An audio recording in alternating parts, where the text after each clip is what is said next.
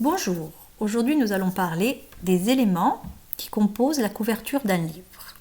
Alors nous allons voir ensemble, donc je commence. Donc le premier élément, c'est la plus grande écriture. Donc la très grande écriture, c'est le titre. Donc ici, je vous l'entoure, c'est donc l'école de Léon. Donc l'école de Léon, la plus grande écriture, c'est donc le titre du livre.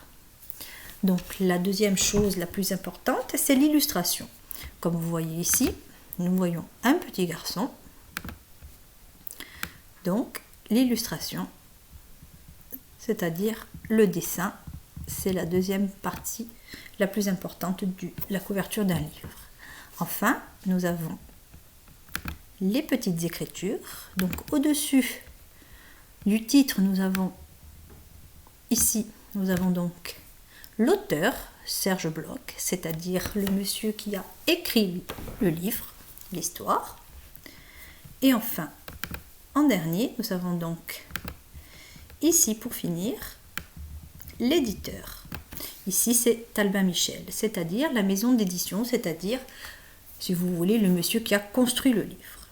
Donc, en fait, ce qu'il faut retenir dans les différents éléments de la couverture, c'est donc l'élément le plus important, le titre, c'est-à-dire la très grosse écriture.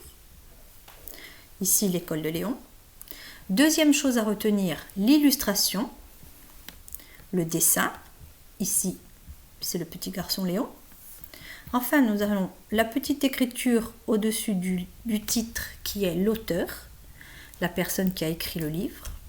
Et enfin, la deuxième petite écriture qui est souvent en bas de la page, qui est l'éditeur, Albin Michel ici. Et voilà, merci.